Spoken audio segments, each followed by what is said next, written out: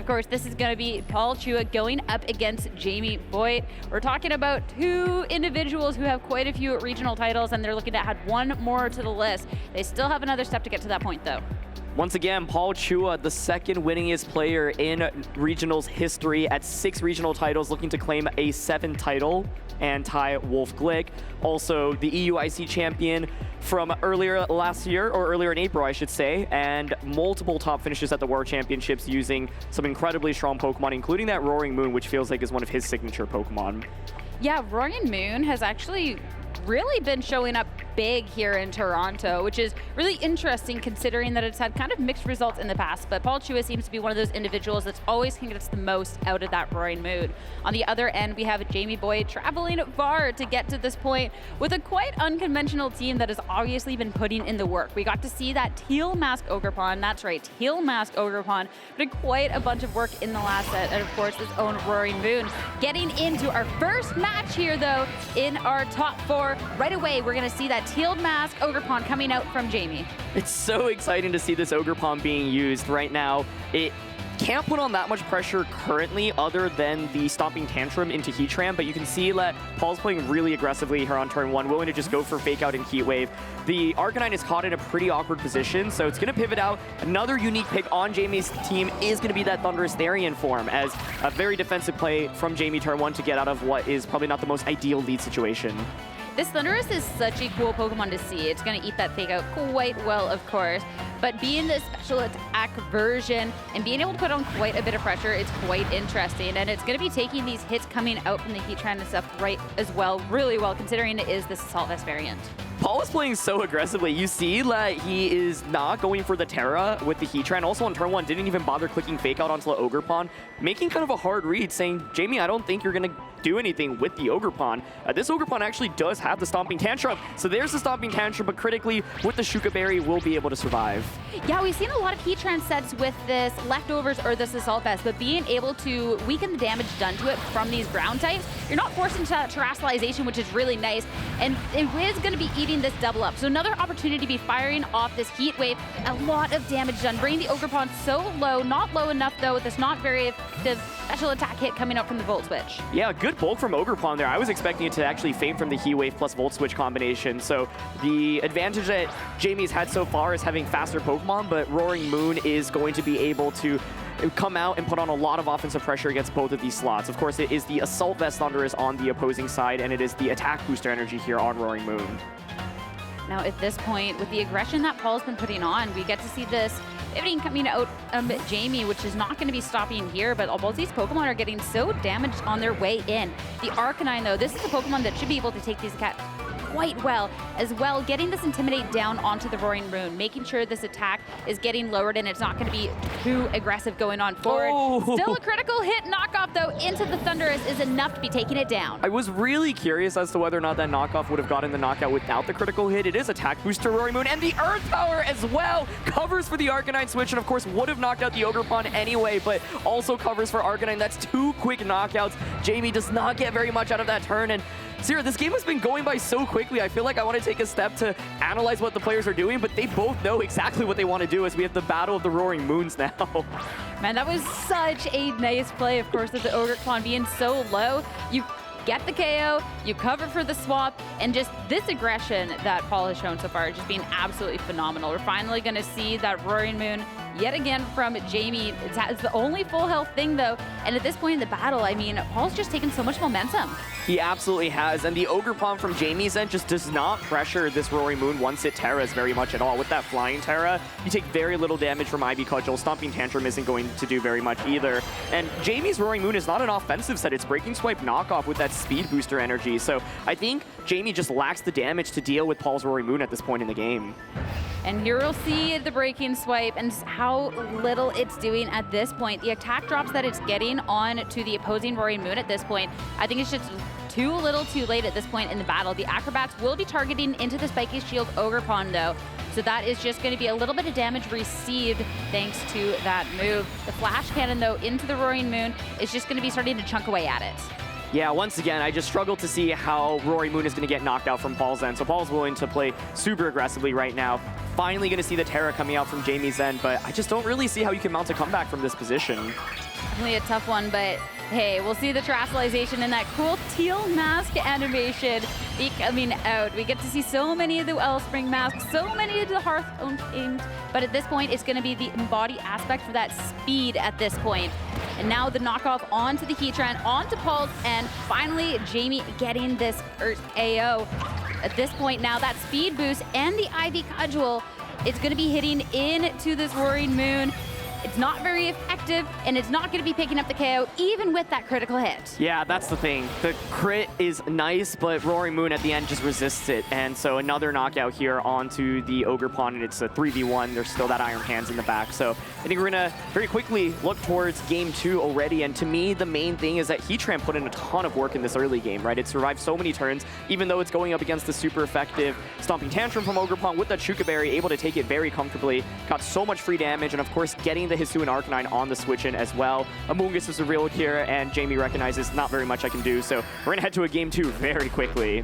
I feel like some teams kind of disrespect the ground moves out here. That either won't run their own, not having quite that, or it's not quite necessary, or just kind of making sure their Pokemon, it doesn't really matter. But Paul, a lot of respect there. Having that Shuka Berry, so his Heatran's not taking too much damage, as well having his own Earth Power to be firing off those hits, being able to get that one-hit KO onto that Hisuian Arcanine on the switch-in, which is really, really nice. I am curious then with Jamie with the adjustments in game 2. It kind of seemed from lead, he was just in a little bit more of a tough spot. Kind of was put in a passive position. What this team could do against Paul's, given a better lead. Yeah, I think the Rapid Strike Urshifu is an interesting consideration because it does put on a lot of offensive pressure into Heatran. It is a unique set with Substitute as well. So I think one of the things that Rapid Strike Urshifu generally struggles against is Amoonguss, and Paul has Rocky Helmet Amoonguss on his team. But with Substitute, you can safely set up a Substitute if you expect Amoonguss to switch in. And with the Rapid Strike Urshifu, you at least put on a little bit more offensive pressure against Heatran. It felt like Jamie had very little damage actually for Heatran in that last game other than the Stomping Tantrum Ogerpon. Yeah, and the fact that we saw that Stomping Power Ogerpon not even do half after that Shuka Berry, it then still feels bad because there was ways for Paul to be firing back attacks to then be dealing with this Ogerpon, considering that it's not going to be resisting that hit or anything. So I'm curious then if we will see that adjustment coming out from Jamie to maybe have a little bit of a better answer into this Heatran going into game 2 of our top 4 matches. That Urshifu right away making an appearance next to the Ogerpon, and yet again we'll see that Heatran did so much for Paul in game 1, starting it off. So the Urshifu adjustment is here. There's still mind games on turn 1 with the fake out, right? I think if you're Jamie, you could go for a very safe Spiky Shield and Detect and just bypass the fake out on turn 1, then play the game from there. But you know, Paul's a player that I think is really aggressive and might not go for that very obvious fake out, right? You can see him considering the pivot into Amoonguss, which would capitalize off Jamie playing passively on the first turn and potentially protecting both Pokemon. It would definitely be a nice little punish here. So the Heatran swapping out and the Amoonguss coming in. One of the things, as you said, that the Urshifu might not want to be going up against, be starting things off. Not playing passive at all, though. This is going to be the setup coming out from Jamie, and it will be the Swords Dance onto the Ogerpon. The Surging Strikes, though, that will be targeting into this Rocky Helmet Amoonguss. So the Amoonguss is going to take this hit really well, and that's going to be a lot of damage done to the Urshifu. Yeah, I think Urshifu is going to end up taking even more damage than the Amoonguss takes from the Surging Strikes, and critically, Paul also did not go for that fake out on turn 1, so Iron Hands will be able to go for another attack, and it's a great trade there for Amoonguss, right? So Wild Charge here, instantly Urshifu knocks that out, and that once again is the best answer into Heatran, eliminated right away to start the game. So great decision to not go for that fake out. I'm at least glad that we didn't see the Protect on the Ogerpon, so the Urshifu is just lost for free. So at least there is going to be the pressure from the Ogerpon going on forward, as now the Arcanine hitting the field. This will be the attack drop over onto the Iron Hands, and a way to be pressuring into this Amoonguss. Yeah, as a reminder, this is going to be the Choice Band Arcanine on the opposing side. So there is the ability for a potential Terra right now. You could also just go for that safe Protect that you can see Paul considering. Ogerpon does get the Sword Stance boost, but even at +2, the question is, can it quickly snowball knockouts, right? You could, of course, go for the Terra onto that and start targeting the Iron Hand slot and get those critical hits with the Razor Claw as well. So we're going to start off this turn with the Terra, and it is going to be the Hisuian Arcanine, so not the Ogerpon. I mean, with the Arcanine, especially how it took a hit in that first match and was completely eliminated, I really like the Fairy Terrestrialization, as well as the fact that you can be pressuring then with this Terra Blast.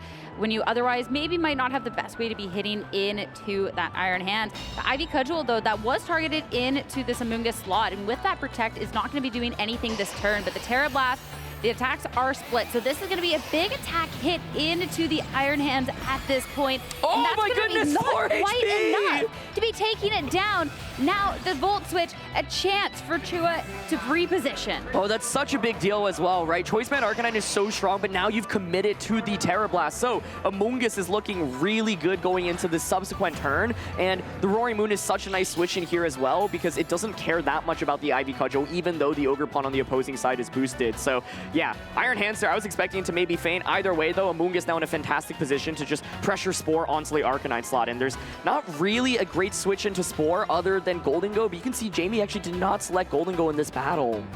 Yeah, so then all of a sudden, if you want to be swapping out this Arcanine for a chance to redo what move you're locked into, then it's at the risk of something that's swapping into the field, potentially going to sleep. And the Arcanine is going to be making that swap in. So Roaring Moon will be taking its place in this battle. Now we'll get to see the booster energy, the photosynthesis boost, going into the speed to make sure it's quite speedy, though it won't help if it's sleeping down the line.